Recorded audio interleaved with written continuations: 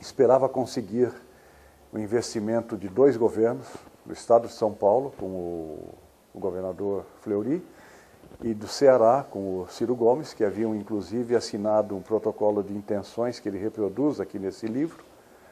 Só que depois disso tudo feito, de investimento feito, e dele trazer as máquinas da Citroën lá da França, tudo encaixotado lá em Eusébio, os 2 governos não honraram o protocolo de intenções. Isso ele conta, essa história nesse livro, que eu até ajudei a escrever.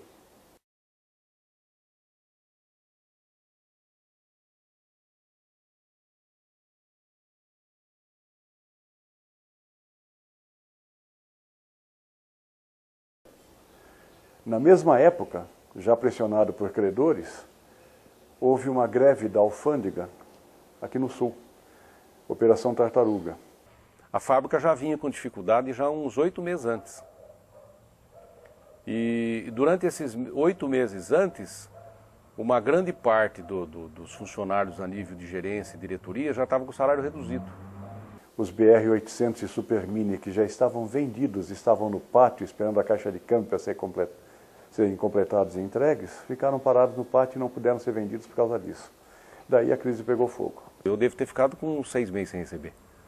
Aí quando chegou mais ou menos fevereiro, março, eu falei, não, agora eu tenho que cuidar da minha vida, né?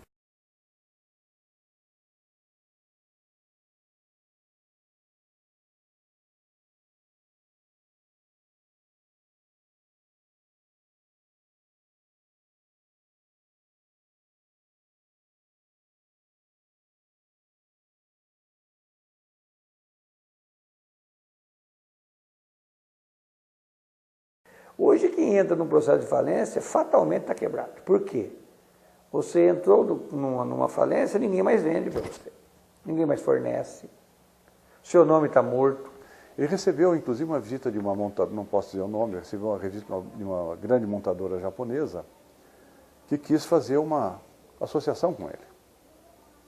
Estava na época das empresas estrangeiras entrarem no Brasil, e ela fazendo uma associação com ele, já entraria aqui pegando meio caminho andado. E a resposta dele, que eu estava presente e acompanhei, foi gozadíssima. Ele disse, não, eu não posso fazer isso, porque seria como uma associação entre uma pulga e um elefante. A Gurgel era uma fábrica, hoje ela é um fantasma, né? Está todo mundo desempregado, nenhum trabalhador recebeu 1 centavo sequer, os bancos não receberam e não vão receber, os credores fornecedores não receberam e não vão receber. A fábrica teve um fim melancólico, com 15 funcionários e ele tentando produzir carro para vender e para quitar as coisas, né? O prejuízo da empresa, para mim, foi pequeno em relação ao prejuízo de eu ter perdido meu irmão. Quer dizer, esse que é o problema. Para mim, esse é o lado mais importante para mim. Não é a Gurgel, para mim é o jogo. E aí acabou não dando certo, o Alzheimer ele entrou numa forte depressão e o Alzheimer acabou se manifestando. A dona Carolina falou uma coisa muito legal para mim, assim, que eu achei fantástica, a esposa dele, que disse o seguinte, que foi legal, que o Alzheimer foi, no final, acabou sendo legal para ele, porque ele viveu intensamente o sonho e na hora que o sonho começou a acabar, ele se desligou. Foi uma defesa, assim, porque ele não iria suportar ver a atual situação da fábrica.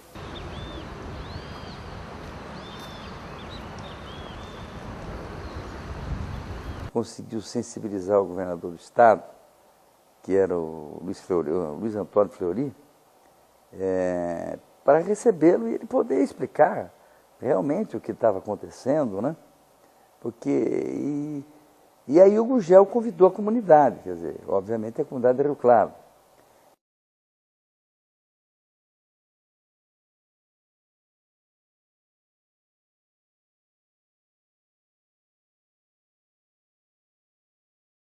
E foi uma coisa profundamente decepcionante, porque nós fomos ao palácio e lá chegando, nos recebeu o chefe da Casa Civil, que disse o seguinte, olha, o governador Fleury tinha marcado uma reunião com o seu João Conrado Augusto do Amaral Gurgel, e não com a comunidade.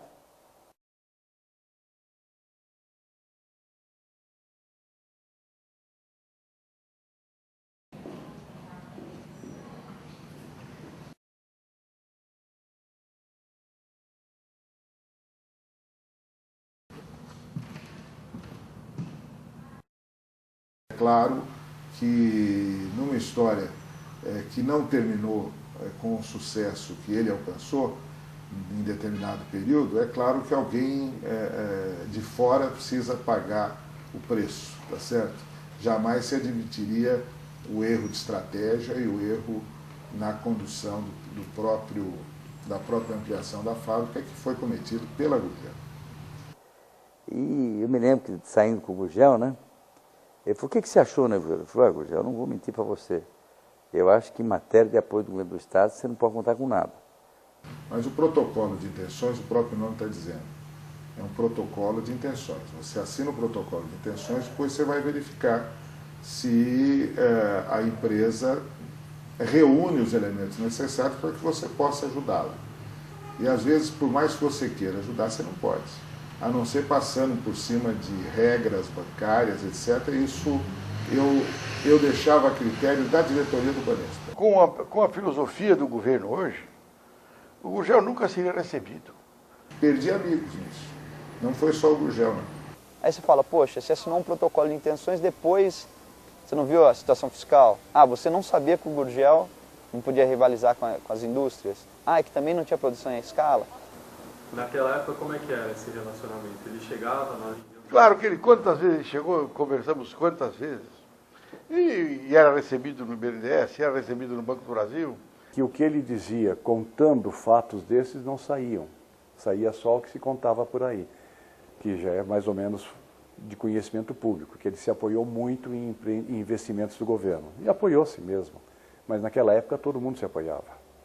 O governo incentivava o milagre brasileiro, incentivava as indústrias. Agora, se ele investiu no Ceará em razão de um acordo que ele pensava ter com o governo do Ceará, eu acho que quem pode responder isso é o ministro Ciro Gomes.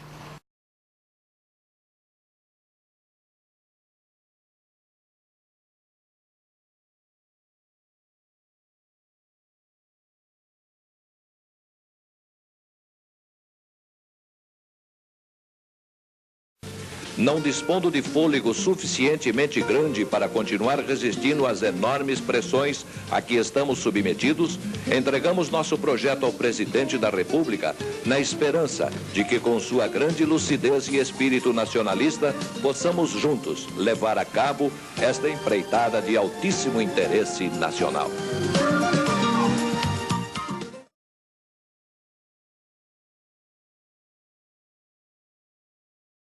Essa ideia surgiu quando nós visitamos o Salão de Automóveis. Então, os carros eram carros de mais de 30 mil dólares. Então, nós chegávamos à conclusão de que nós precisamos buscar um modelo popular.